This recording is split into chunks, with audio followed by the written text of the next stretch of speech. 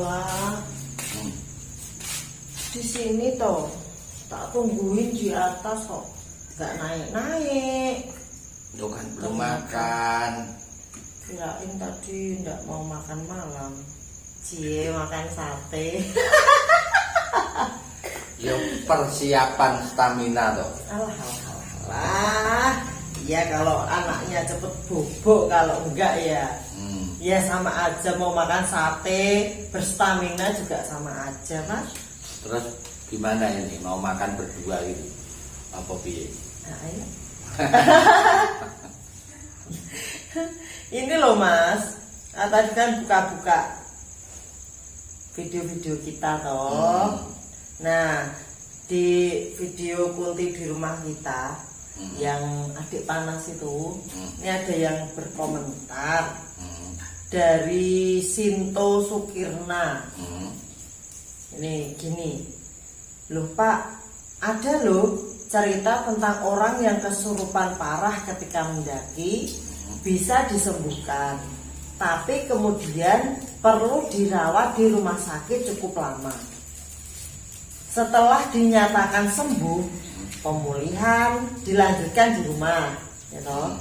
Tapi lama-kelamaan kondisi bukannya pulih, malah tubuhnya jadi semakin lemah. Pemeriksaan medis tidak menemukan ada kelainan, masalah atau penyakit. Tapi kondisi fisik semakin memburuk sampai akhirnya meninggal. Keadaan ini diyakini sebagai kelanjutan dari peristiwa kesurupan yang dialami si pendaki.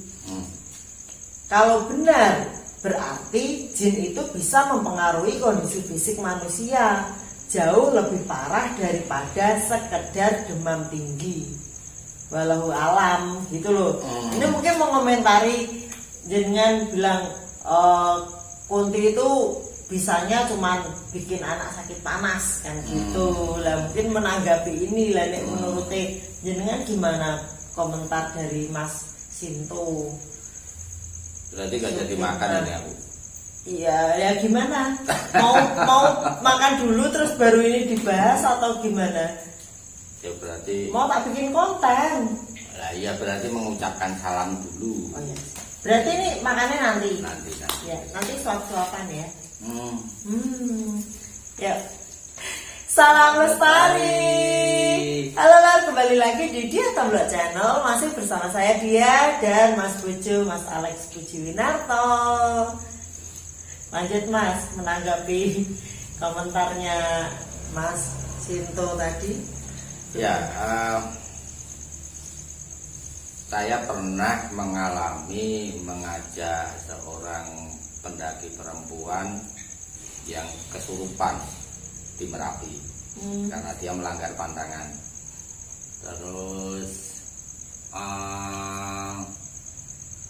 kasus di mana jin bisa mencelakai manusia sebenarnya juga ada gitu. Kayak misalnya Pak Polan yang rumahnya Wonosobo itu, dia kan salah satu kegiatannya menarik pusaka. Nah, suatu ketika dia berusaha menarik pusaka gaib keris Nogososro. Nah, apa yang terjadi? Nah, di sana terjadi duel kan, sampai muntah darah. Oh iya. Sampai muntah darah. Nah, peristiwa seperti ini sebenarnya ya nggak banyak, tapi ada. Bahkan ada salah satu tokoh di Grobogan yang di masa lalu ya, sekarang orangnya sudah pindah dan saya nggak etis kalau saya sebut namanya, tapi dia sering menarik pusaka dan kemudian sampai ya seperti Pak Polan itu sampai muntah darah, kemudian rumahnya diteror. Diteror itu pusakanya itu bisa terbang itu menembus genteng, bolong gitu ya. Dan tiap malam terjadi hal-hal yang menteror dia sekeluarga sampai akhirnya pindahnya ke Temanggung. Dan ini orang penting juga di Grobogan, jadi bukan orang kebanyakan kayak kita. Tapi kalau hal-hal seperti ini saya sampaikan di kontenmu bahwa hati-hati lu sama demit, sama hantu, mereka bisa mencelakai Anda. Kira-kira apa yang terjadi? Yo, makin takut toh. Orang makin takut. Makin takut sama Nah, hantu. padahal satu ya faktanya adalah tidak semua hantu seperti itu. Ya, jadi ya kayak manusia ini rata-rata ya biasa aja, nggak cukup power untuk melakukan intervensi, nggak cukup power untuk mencelakai. Nah, yang bisa mencelakai kalau aku menggolongkannya itu sudah bukan hantu, sudah bukan jin, itu setan. Jadi kategorinya sudah kategori setan. Beda ya, hantu, Beda. setan, jin itu beda. Beda. Oh, kalau setan gimana itu? Setan itu ya jin yang berafiliasi ke iblis. Oh. Gitu. Jadi jin itu kan dibagi dua. Jin yang baik dalam tanda kutip ya. Baik dalam tanda kutip itu artinya netral lah, netral, tidak suka mengganggu dan sebagainya. Sama yang suka usil. Nah, yang suka usil ini berarti mereka ini berafiliasinya ke iblis. Itu. Nah, yang kedua, kalau terjadi kasus semacam ini, kebanyakan manusia sendiri yang membuka peluangnya. Paham? Misalnya begini, gunung misalnya. Gunung itu kan sudah dibuat treknya. Nah, karena suatu sebab, misalnya potong kompas, tersesat dan sebagainya, maka masuk ke wilayah tertentu. Nah, di situ secara tidak sengaja ataupun sengaja melanggar pantangan atau menabrak sesuatu, kan gitu. Berarti kan manusia yang membuat peluangnya. Terus ada lagi kegemaran manusia untuk melakukan hal-hal yang disukai oleh mereka. Misalnya minum-minuman keras. Minum-minuman keras ini kan membuat kesadaran itu hilang. Nah, ketika kesadaran hilang, maka orang cenderung melakukan perbuatan-perbuatan yang disukai setan. Misalnya masuk ke comberan, ya toh. Terus omong yang kasar, melakukan kekerasan, telanjang, ini kan hal-hal yang disukai setan tuh. Gitu. Jadi manusia biasanya yang membuka pintunya. Nah, apakah tidak ada kasus di mana orangnya tidak bersalah tetapi tetap celaka? Ada. Aku pernah melihat dengan mata kepala sendiri orang yang disantet memakai perewangan jin. Loh, itu bisa keluar kawat itu. Dari telapak ini bisa keluar kawat pada jam-jam tertentu. Dan itu sakit sekali.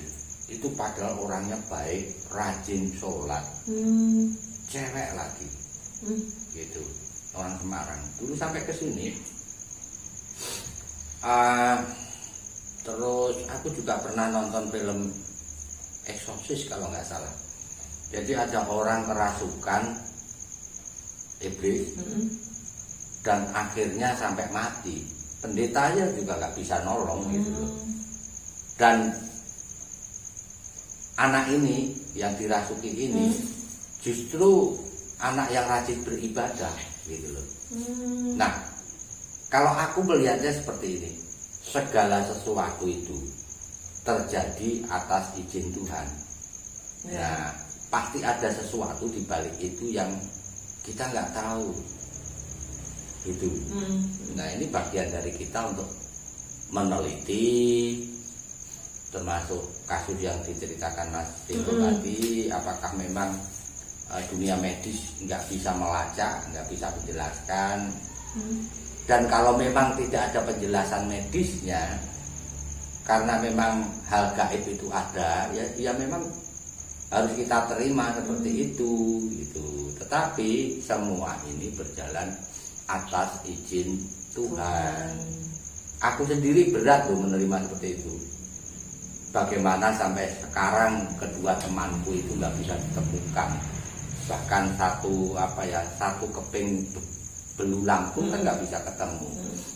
Tapi ya kembalinya ke situ. Semua terjadi atas kehendak Tuhan, kan gitu. Meskipun begitu, manusia tetap harus berusaha.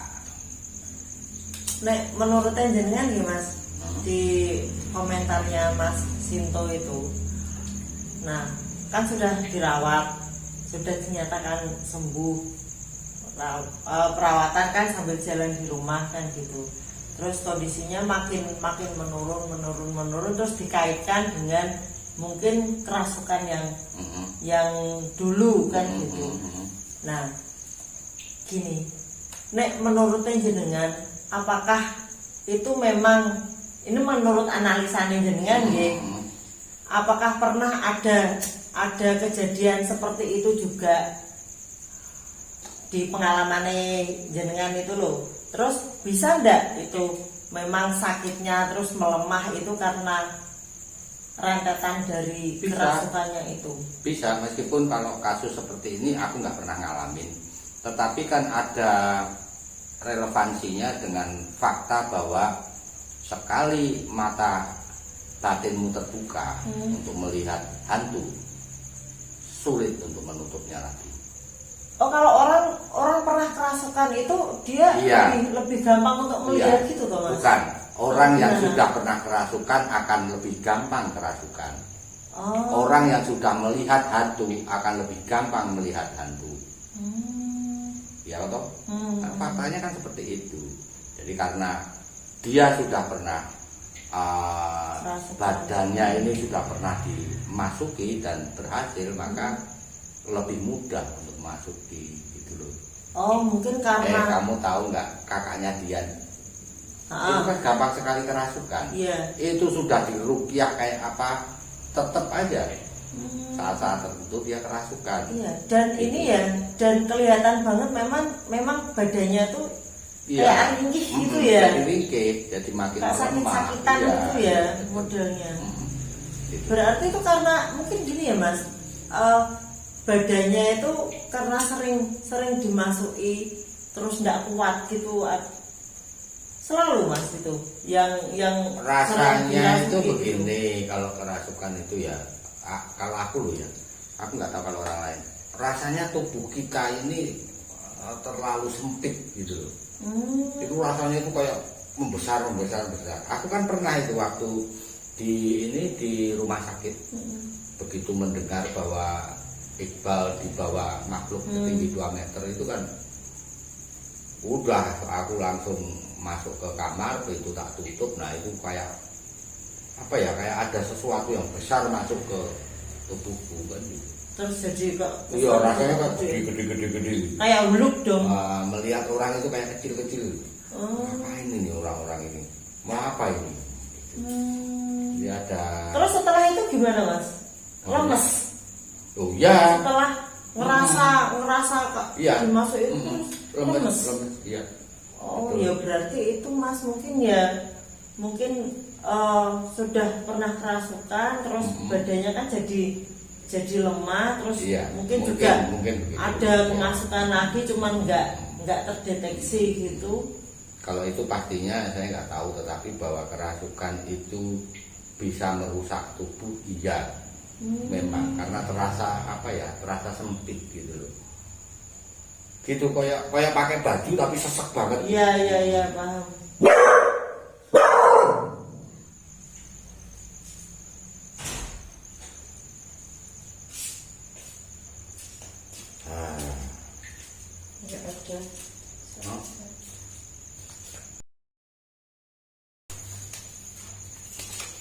Jadi kamu ngomongin apa? Ada kayak yang datang tadi. Sampai mana tadi? Sampai Ya intinya kalau itu. kalau kemasukan itu Kemasukan. terasa seperti tubuh itu seperti baju yang rusak. Gitu.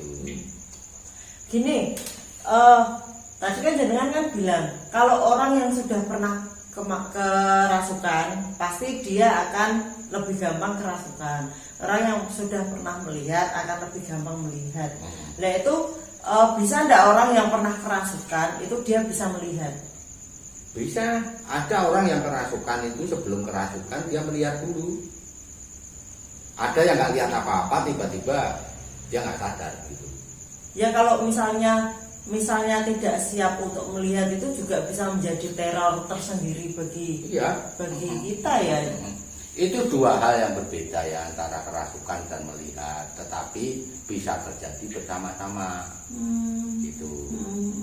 Tetapi fenomena tentang hantu, jin, setan, iblis itu sebenarnya enggak cuman itu. Itu kan permukaan. Gitu. Ada yang lebih esensial dari mereka-mereka ini, dan ini yang manusia harus lebih waspada. Gitu. Mau diceritain nggak? Boleh. Terus bayar apa itu nanti?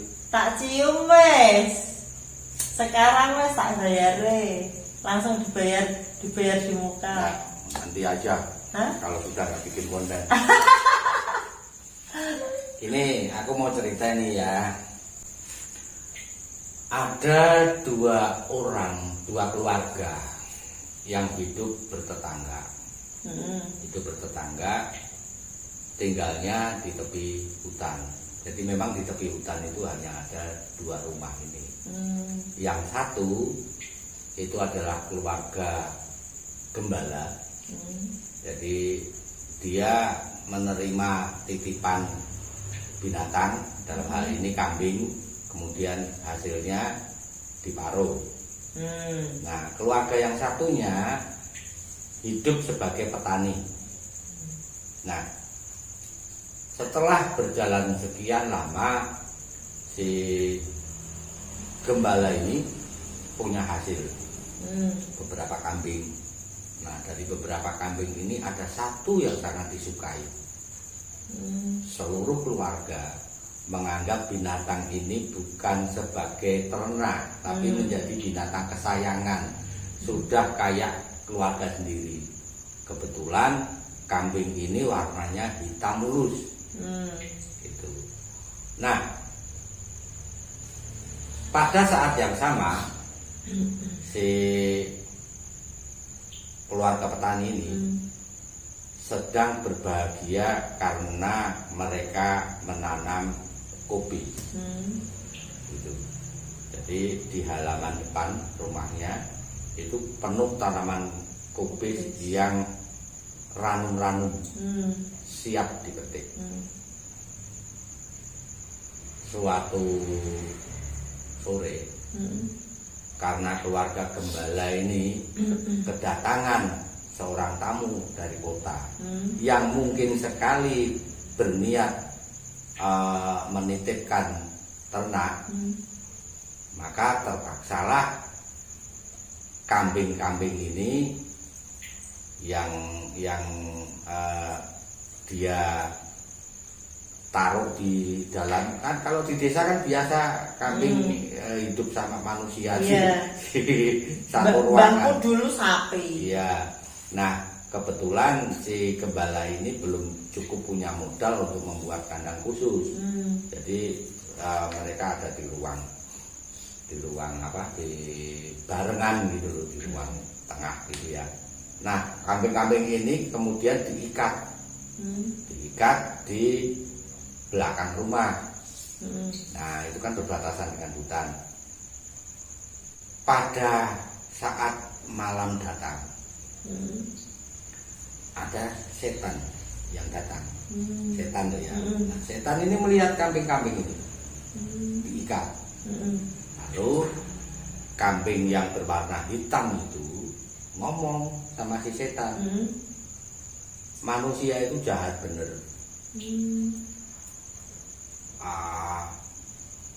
Aku dirampas kebebasanku, aku diikat di sini, capek, dan aku nggak tahu sampai kapan. Waktu terasa berjalan sangat lambat, kata si kambing hitam itu. Lalu si setan menjawab, oke, kalau begitu kamu pengen lepas? Ya, aku pengen lepas, aku pengen merdeka. Dilepaskanlah sama si setan itu talinya. Begitu si kambing hitam ini bebas, maka karena lapar dia mencari makan. Pertama dia ke halaman si gembala, halaman rumah si gembala yang pas ada tamu. Karena di halaman itu tidak ada tanaman yang bisa dimakan, maka dia nyebranglah ke halaman tetangga yang petani itu, yang penuh dengan tanaman kopi, dimakan sampai habis. Nah, paginya begitu tahu bahwa panenan gagal, istri si petani ini marah, emosi dia. Nah, kan kelihatan bahwa yang makan si kambing ini, bekas-bekasnya kan ada, dan dari sekian kambing yang diikat ada satu yang tidak diikat, dan perutnya gendut. Maka dia ambil kayu, dipukullah si kambing hitam ini, kepalanya mati karena marah. Keluarga gembala begitu ngerti bahwa kambingnya yang berwarna hitam itu, kambing kesayangan itu dipukul sampai mati, maka mereka menjadi sedih. Karena apa? Karena ini binatang kesayangan, sudah dianggap kayak keluarga sendiri. Hari berganti hari, rasa kehilangan itu menjadi semacam hantu gitu ya. Mereka bukan makin hilang rasa dendamnya, tapi makin bertambah. Suatu ketika si keluarga petani ini pergi, semua dari si rumah, jadi bapaknya, istrinya, dan anak-anaknya pergi.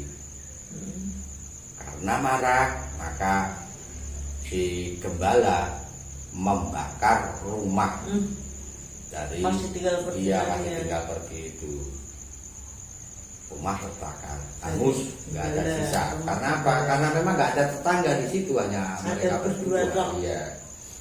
Ketika keluarga petani ini pulang, mereka menangis melihat rumah satu-satunya sudah jadi abu.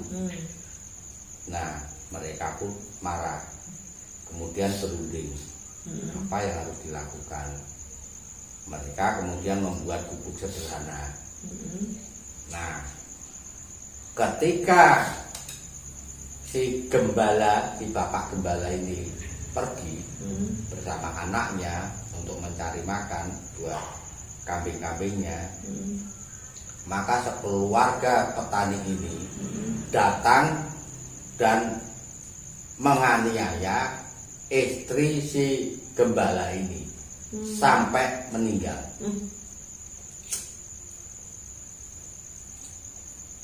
Nah, tentu saja begitu bapak gembala dan anak-anaknya ini pulang menemukan istrinya meninggal penuh luka-luka, mereka jadi marah, emosi. Ya, mereka jadi emosi. Lalu gantian, ketika orang tua bapak ibu ibu petani ini pergi, mereka ganti membunuh anak-anak si petani.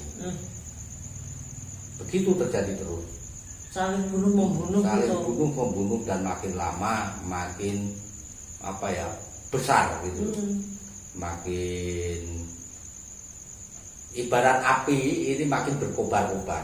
Kayak habis disiram bensin Iya. ya. Pada akhirnya semua orang mati kecuali si gembala yang punya kambing tadi. Jadi istrinya mati, anak-anaknya mati, tetangganya juga mati semua juga akibat dari balas membalas. Balas membalas. Lalu dia merenung. Ternyata semua ini salah setan. Karena dialah yang melepaskan kambing yang aku ikat di pohon. Maka dia mengumpat-umpat dan memanggil setan. Hei setan, kurang ajar kamu. Gara-gara kamu kami seperti ini, saling bunuh, saling bakar rumah, aku kehilangan anak dan istri, juga kehilangan tetanggaku. Kamu tahu jawabnya setan? Enggak. Apa sih yang aku lakukan? Aku itu cuma melepaskan kambing yang kamu ikat. Tetapi kalian manusia melepaskan iblis yang terikat di dalam hati, yang terikat di dalam jiwa. Gitu. Jadi intinya manusia itu selalu mencari kambing hitam, menyalahkan orang lain untuk sesuatu yang terjadi. Iya sih sering. Iya, tidak pernah introspeksi, tidak pernah mencari, apalagi menemukan bahwa iblisnya itu sebenarnya berada di dalam diri mereka sendiri. Gitu. Mas, jenengan kan tadi bilang, Iya. sebenarnya yang mempengaruhi dari ceritanya jenengan tadi loh, itu kan sebenarnya iblis yang ada di dalam diri sendiri. Nah, ini kan kita membahas soal itu apa setan ya. Nah itu berarti setannya itu ada di mana? Terus apa aja? Setan ada di banyak tempat. Justru karena itulah kalau aku diajak ngobrol sama kamu soal setan, saya selalu berpikir berkali-kali kira-kira dampaknya seperti apa. Karena menurut saya zaman sekarang ini setan itu banyak di medsos. Paham aku. Jadi setan itu lebih banyak berada di medsos sekarang ini. Iya. Karena apa? Kebanyakan ya tidak semuanya, tapi banyak konten-konten itu yang dibuat asal dan seperti mencari kambing hitam terhadap sesuatu gitu. Selalu ada yang salah dan itu bukan dirinya gitu. Jadi si A salah, salah begini, si B salah. Nah ini kan mengadu. Kalau kita nggak bijak, maka ibarat hidup bertetangga seperti tadi, bukan makin rukun tapi antem-anteman gitu. Betul. Kan banyak sekali. Nah sekarang ini saja kan kita sudah terbelah antara pro Pancasila atau bukan, pro pemerintah atau bukan, dan sebagainya gitu. Itu sudah terbelah semacam itu. Sudah sangat berbeda situasinya dengan pada waktu aku masih anak-anak. Makanya aku bilang ini yang justru harus lebih diwaspadai. Setan yang ada di medsos. Setan yang ada di sekitar kita, enggak cuma medsos. Medsos itu kan hanya salah satu gitu loh. Karena itu akan memancing iblis yang ada di dalam diri sendiri, sehingga ya akan terjadi hal-hal yang justru menjauhkan kita dari Tuhan. Itu biasanya yang banyak terpengaruh setan yang ada di medsos itu biasanya cewek-cewek, Mas. Enggak juga. Emak-emak. Enggak juga. ada tetangga ya kan, bikin status gitu, misalnya mobil baru gitu, wah langsung setan yang ada di ini langsung. Ya kalau itu nggak ada urusannya sama gender lah, laki-laki juga bisa begitu. Oh iya toh. Iya. Ya aku kan merasanya gini loh, kalau Pernah lihat ini nggak? Pernah lihat konten mancing yang sebenarnya hanya pamer paha? oh iya. Nah, apa itu menarik bagi cewek-cewek? Oh enggak. Enggak. Kami kaum cowok tertarik seperti itu. Nah, makanya aku bilang itu nggak cuma cewek, cowok bisa kena.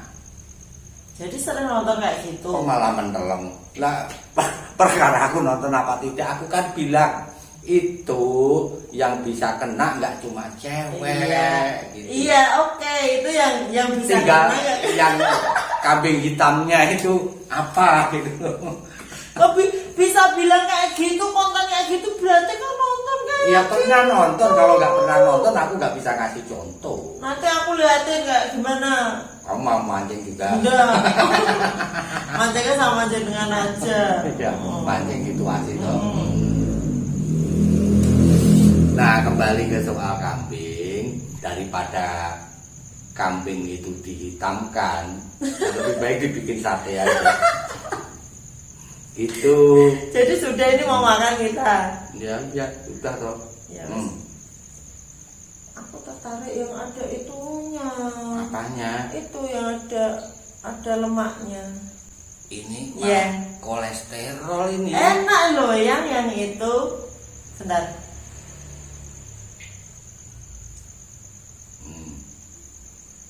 Nah, ini enggak.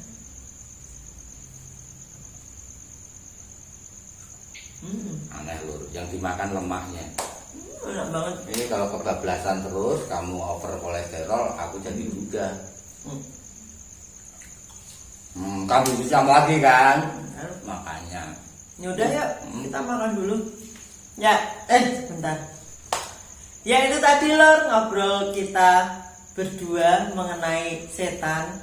Jadi ternyata setan ada di mana-mana. Tetapi yang lebih berbahaya itu adalah iblis yang ada di dalam diri kita.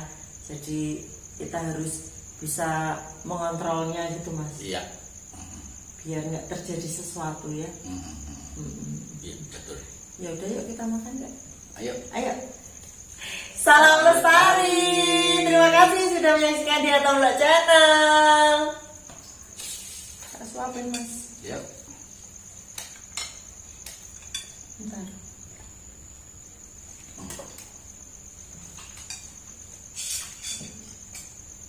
Tadi sudah berdoa. Tadi sudah berdoa. Dalam